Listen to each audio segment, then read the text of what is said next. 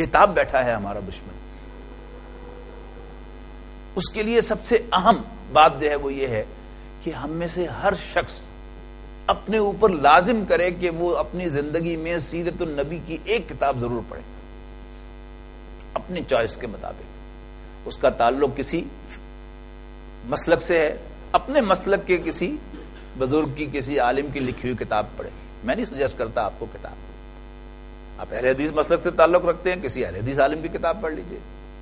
آپ بریلوی مسلک سے, سنی مسلک سے تعلق رکھتے ہیں, اپنے بزرگ کسی عالم کی کتاب جو ہے وہ پڑھ لیجئے. لیکن اپنے اوپر لازم کیجئے کہ آپ سیرت النبی کا مطالعہ اپنی زندگی میں ضرور کریں گے. یعنی کیسا تعلق ہے ہمارا رسول اللہ صلی اللہ علیہ وسلم کے ساتھ کہ ہم اپنی زندگی میں حضور صلی اللہ علیہ وسلم کی سیرت پر ایک کتاب بھی نہیں پڑھتے. یعنی ضرور پڑھنی چاہیے ہمیں کتاب.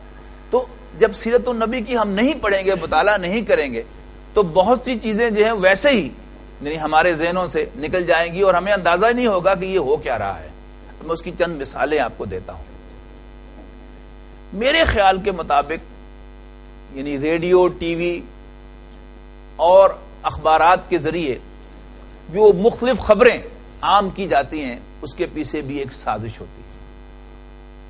مثلا کچھ سال پہلے آپ کو یاد ہوگا کہ سوات میں گلے کاٹنے کے واقعات ٹی وی پر دکھائے گئے اور پھر اس پر تبصرے کیے گئے,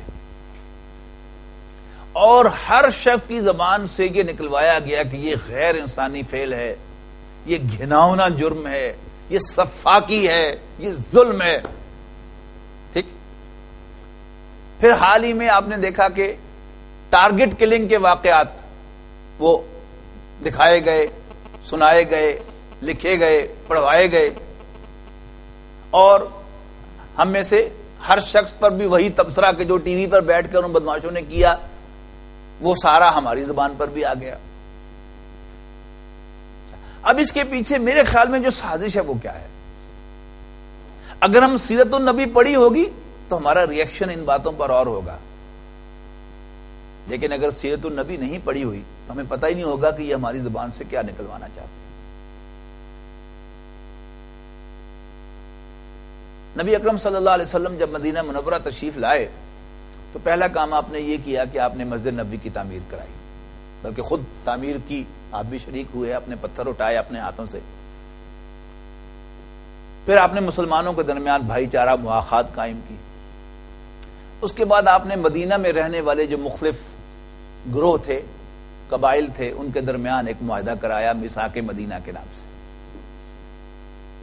اس معاہدے کی روح سے یہ لازم تھا کہ جب بھی باہر سے کوئی حملہ آور ہوگا تو سارے قبائل مل کر اس کے ساتھ لڑیں گے باہر سے حملہ آور ہونے والے کے خلاف.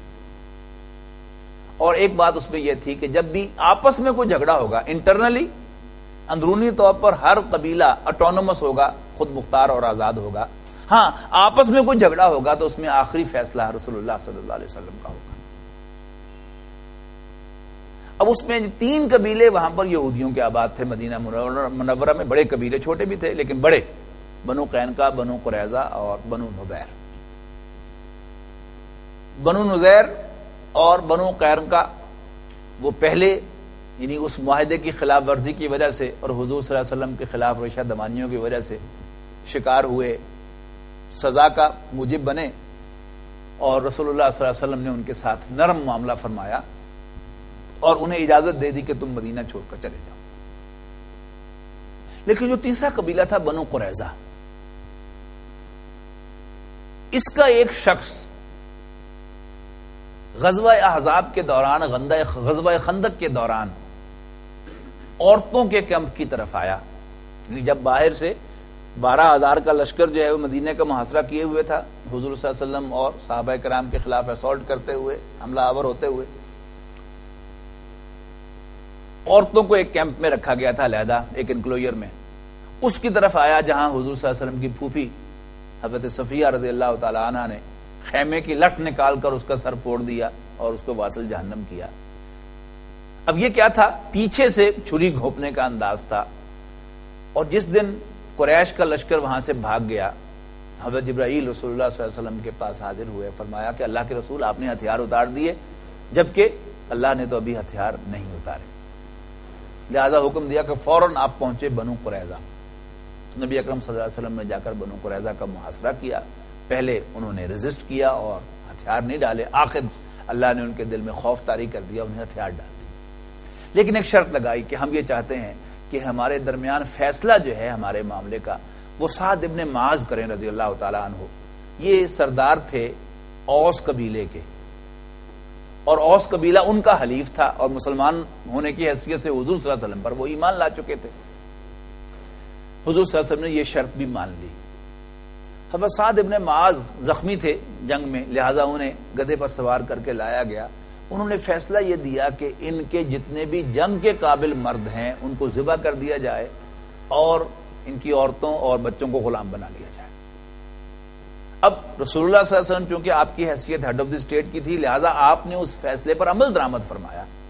لیکن آج بھی بڑا چبھتا ہے یہودیوں کو۔ آپ اگر انٹرنیٹ پر جوئش ویب سائٹ کھولیں گے تو اس میں ریڈ آپ کو ملے گا ان کے غصے کا اظہار، مسیکر آف مدینہ، مدینہ منورہ کا قتل عام، اور وہ حضور صلی اللہ علیہ وسلم پر ساری تنقید ہو کہ یہ ظلم کیا گیا ہم پر، یہ ہوا، ایسا ہوا، ویسا ہوا۔ ہمارے جو بھائی مغرب میں خاص طور پر امریکہ میں آباد ہیں، ان کی بڑی سخت نگرانی جو ہے وہاں پر ہو رہی ہے، اور ایف بی آئی ان کے گھروں کے کئی چکر لگا چکی ہے۔ ایک دو دفعہ تو تقریباً ہر گھر میں وہ آ چکے ہیں، ٹیلی فون کر کے اپوائنٹمنٹ لے کر وہ آتے ہیں، 1-2 گھنٹے وہاں ٹھہرتے ہیں، چائے وائے پیتے ہیں، گپ شپ لگاتے ہیں، مختلف باتوں کے بارے میں پوچھتے ہیں کہ آپ کا فلاں کے بارے میں کیا خیال ہے، کہ فلاں واقعہ جو ہوا ہے اس کے بارے میں آپ کا کیا تبصرہ ہے۔ یہ اسامہ کو آپ جانتے ہیں؟ اب کوئی مسلمان بھائی بیچارہ جان بچانے کے لیے کہہ دے کہ اسامہ کو تو میں نے نام بھی کبھی نہیں سنا، ذرا بتائیں کون ہے اسامہ بن لادن، میں نے کبھی نہیں سنا۔ حالانکہ بے شک جتنا مرضی فین ہو اسامہ کا، ملا عمر whom you are talking about کہہ دے، ٹھیک ہے، یعنی ایک غیر اخلاقی بات ہے کہ اس نے جان بچانے کے لیے جھوٹ بول دیا، لیکن اس کا ایمان نہیں گیا۔ لیکن جب ان کے خیال میں وہ وقت آ جائے گا کہ اب مسلمانوں کے منہ سے کلمہ کفر نکلوایا جائے اور ان کا ایمان جو ہے یہ وہ روح محمد ان کے بدن سے نکالی جائے، تو وہ کیا کریں گے؟ پھر ایسا ہی کوئی واقعہ جو ہے وہ دنیا میں وہ کروائیں گے، اور پھر مسلمانوں سے پوچھیں گے کہ یہ جو گلا کاٹنا ہے انسان کا، اس کے بارے میں آپ کی کیا رائے ہے؟ اب مسلمان بھائی ہمارے بیچارے جو ہیں، جو ان کو ٹی وی پر پڑھایا جا رہا ہے، سبق سیرت تو پڑھی نہیں انہوں نے، تو وہ کہیں گے کہ ہاں یہ بڑا گھناؤنا عمل ہے اور بڑا ظلم ہے اور غیر انسانی حرکت ہے، ایسا کرنے والا تو مسلمان ہو ہی نہیں سکتا۔ تو ایک دم وہ پلٹ کے کہیں گے کہ وہ 1400 سال پہلے محمد نے ایک مساکر کروایا تھا، ایک قتل عام کرایا تھا اور 700 آدمیوں کو ذبح کرایا تھا، اس کے بارے میں آپ کی کیا رائے ہے؟ اب مسلمان کے ایمان کا مسئلہ آ گیا۔ اسامہ بن لادن کو ڈسون کر دے، ملا عمر کو ڈسون کر دے، اس کا ایمان نہیں جائے گا۔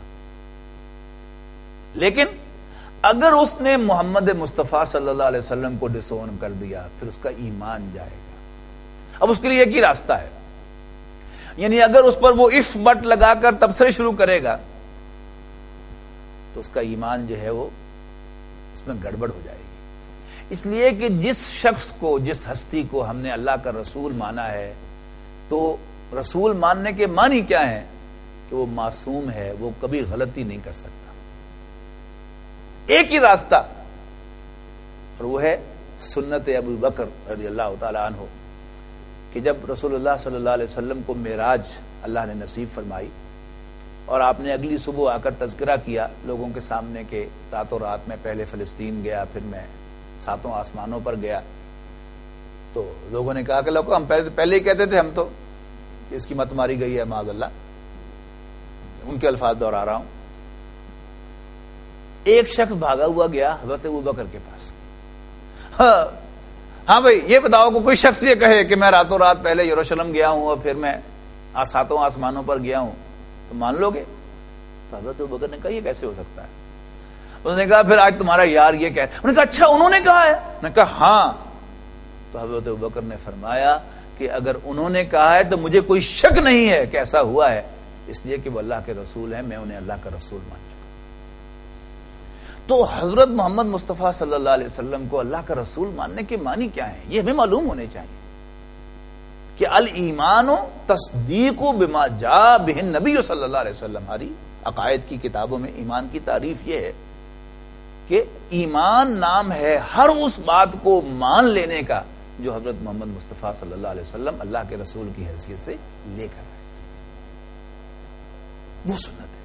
اسی طرح ٹارگٹ کلنگ، جو کتنا شور جو ہے اس کا مچایا جاتا ہے، ایسے نہیں مچایا جاتا، اس کے پیچھے کوئی سازش ہے. بہت سے غلط کام ہوتے ہیں یہاں پر، لیکن یہ ایک دم سیریز جو چل پڑتی ہے، ایک ذہن سازی ہوتی ہے اس سے. آپ سیرت پڑھیں گے تو معلوم ہوگا کہ رسول اللہ صلی اللہ علیہ وسلم نے خود ٹارگٹ کلنگ کرائی ہے. ابو رافع ایک بدماش یہودی تھا، بدبخت، رسول اللہ صلی اللہ علیہ وسلم کے خلاف وہ شعر کہتا تھا، حجب کہتا تھا حضور کے خلاف. رسول اللہ صلی اللہ علیہ وسلم نے خواہش کا اظہار کیا اور صحابہ کرام کی ایک جماعت نے جا کر اس کو واصل جہنم کیا. کعب بن اشرف ایک اور یہودی بدماش تھا، اس کے بارے میں رسول اللہ صلی اللہ علیہ وسلم نے خواہش کا اظہار کیا تو محمد بن مسلمہ رضی اللہ تعالیٰ عنہ ایک صحابی تھے، انہوں نے پیشکش کی کہ اللہ کے رسول کی خدمت کا موقع مجھے دیں، اور پھر وہ گئے اور جا کر انہوں نے اس کو واصل جہنم کیا. تو یہ واقعہ حضور صلی اللہ علیہ وسلم نے خود جو ہے وہ کروایا ہے اور یہ ہوا ہے.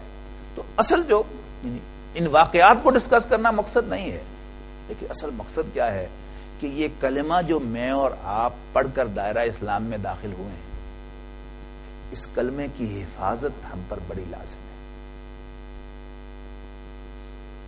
ہماری حیثیت کیا ہے دنیا میں؟ نہ 9 میں، نہ 13 میں، نہ G7 میں، نہ G9 میں. مسلمانوں کی کیا حیثیت ہے؟ کوئی ہے دنیا میں حیثیت؟ ایک ہی سرمایہ ہے ہمارے پاس. وہ سرمایہ کیا ہے؟ وہ سرمایہ ایمان ہے. اور ایمان کے معنی کیا ہیں؟ کہ ہم حضرت محمد مصطفیٰ صلی اللہ علیہ وسلم کو اللہ کا رسول ماننے والے. خدا را اس دولت کی حفاظت کیجیے، اس کلمے کو اپنے دل سے نکلنے نہ دیجیے، اپنی زبان پر اس کی نفی کبھی نہ کرنے دیجیے. اللہ تعالیٰ نے ہمیں مسلمان بنایا ہے، یہ اس کی ہم پر عنایت ہے. ہماری کوشش، ہماری خواہش، ہماری دعا یہ ہونی چاہیے کہ اسی کلمے پر ہماری موت آئے. آپ ایک نئے دور میں پیدا ہوئے ہیں. جب میں چھوٹا تھا تو علماء سے ہم ایک دعا مستقل سنتے تھے، یا اللہ کلمے تے موت دیں. اب کیا ہے، یعنی ایسا ایک ٹرینڈ بنا دیا گیا ہے کہ جو جدید مولوی جو اپنے آپ کو جدید ظاہر کرنا چاہے، دانشور بتانا چاہے، وہ اب یہ کلمہ دعا مانگتے ہوئے ڈرتا ہے، جھجکتا ہے. یعنی وہ دیانتداری کی دعا کرتا ہے، وہ سچائی کی دعا کرتا ہے، اچھے اخلاق اور کردار کی دعا کرتا ہے. حالانکہ ہم نے بچپن سے سنا تھا کہ با کردار سے با کردار غیر مسلم سے بھی ایک بد کردار سے بد کردار مسلمان بہتر ہے. کیوں بہتر ہے؟ وہ حضور صلی اللہ علیہ وسلم کا کلمہ پڑھتا ہے. اس کلمے کی بڑی بڑی عظمت ہے. میں یہ نہیں کہنا چاہتا کہ معاذ اللہ جو ہے وہ آپ کردار آپ میں نہیں ہونا چاہیے. حضور صلی اللہ علیہ وسلم پر ایمان کا تقاضا ہے کہ جیسے حضور صلی اللہ علیہ وسلم ایک با کردار انسان تھے، ہم میں سے بھی ہر شخص با کردار ہو. جھوٹ اس کی زبان پر نہ آئے، خیانت اس کی زندگی میں نہ ہو، چوری اس کی زندگی میں نہ ہو، دھوکہ دہی اس کی زندگی میں نہ ہو. وہ کاروبار میں جائے تو ملاوٹ نہ کرے، ڈنڈی نہ مارے. وہ اور کسی سروسز میں جائے تو امانت داری کے ساتھ کسی کو مشورہ دے، ڈاکٹر ہو، آرکیٹیکٹ ہو، وکیل ہو، دیانتداری کے ساتھ مشورہ دے. اس لیے کہ رسول اللہ صلی اللہ علیہ وسلم کا ارشاد ہے کہ المستشار مؤتمن، کہ جس سے مشورہ مانگا جائے وہ ایسے ہی ہے جیسے اس کے پاس امانت رکھوائی جائے. یہ تمام اوصاف ہونے چاہیے. لیکن اگر عمل کے نیچے بیس ہوگا تو وہ قابل قبول ہے، یعنی ایمان کے ساتھ عمل ہو تو وہ قابل قبول ہے. اور اگر ایمان نہیں ہے تو بڑے سے بڑا عمل، جیسے ریاضی کا قاعدہ ہے کہ صفر سے ضرب کھائے بڑی سے بڑی رقم تو کیا ہو جاتی ہے؟ صفر ہو جاتی ہے. قرآن مجید میں سورہ حجرات کے اندر ارشاد فرمایا گیا، یا ایھا الذین آمنوا لا ترفعوا اصواتکم فوق صوت النبی، اے ایمان والو اپنی آوازوں کو نبی صلی اللہ علیہ وسلم کی آواز پر بلند نہ کیا کرو. ولا تجہروا لہ بالقول کجہر بعضکم لبعض، اور نہ ہی ان کے ساتھ اس طرح شاؤٹ کیا کرو جیسے تم آپس میں ایک دوسرے پر شاؤٹ کر لیتے ہو۔ ان تحبط اعمالکم، مبادا تمہارے تمام اعمال حبط ہو جائیں، ضائع ہو جائیں، نل اینڈ وائڈ ہو جائیں، وانتم لا تشعرون، اور تمہیں شعور ہی نہ ہو، تم اسے لائٹلی لو۔ حالانکہ ایمان کے عمل کی قبولیت کے لیے ایمان ضروری ہے، اور اگر حضور صلی اللہ علیہ وسلم کی توہین کر دی تو ایمان گیا۔ ایک وہ رشتے ہیں جو اللہ نے بنائے ہیں، مثلا ماں باپ کا رشتہ، بھائی بھائی کا رشتہ اللہ نے بنایا ہے۔ کوئی بھائی بھائی سے ناراض ہو کر اسے 10 دفعہ بھی کہے کہ تم میرے بھائی نہیں ہو، دفع ہو جاؤ، تم میرے گھر نہ آنا، میری قبر پر بھی نہ آنا، میری میت کو بھی ہاتھ نہ لگانا، پھر بھی اس کا بھائی رہتا ہے، اس لیے کہ اس کا بھائی اللہ نے بنایا تھا۔ جبکہ اس کے مقابلے میں میاں بیوی کا رشتہ جو یہ قول سے بنتا ہے، جب ایک شخص جو ہے وہ 2 گواہوں کی موجودگی میں کہتا ہے کہ میں نے اسے اپنی بیوی کی حیثیت سے قبول کیا تو اس کی بیوی بن جاتی ہے، اور جب اسے کہتا ہے میں نے طلاق دی تو وہ بیوی نہیں رہتی۔ ایسا ہی ہے نا؟ اسی طرح یہ جو ایمان کا رشتہ ہے یہ قول سے بنا ہے۔ ہم نے لا الہ الا اللہ محمد رسول اللہ کہا ہے تو ہم دائرہ اسلام میں داخل ہو گئے ہیں، اور جب ہم اشارہ کنایے میں بھی اپنی زبان کے ساتھ اس کلمے کی نفی کریں گے ہم دائرہ اسلام سے خارج ہو جائیں گے، سب کچھ کیا دھرا جو ہے ہمارا ضائع ہو جائے گا، ہماری کوئی حیثیت نہیں ہوگی۔ اللہ تعالیٰ سے دعا ہے کہ اللہ تعالیٰ مجھے بھی جیسے اس نے عنایت سے مجھے مسلمان بنایا ہے، مجھے مسلمان ہی کی حیثیت سے زندہ رکھے، اور اسی کلمے کے ساتھ مجھے موت دے، اور قیامت کے دن بھی مجھے اٹھائے تو ایک مسلمان کی حیثیت سے حضور صلی اللہ علیہ وسلم کے جھنڈے کے تحت اٹھائے۔ اقول قولی ھذا واستغفر اللہ لی ولکم ولسائر المسلمین والمسلمات۔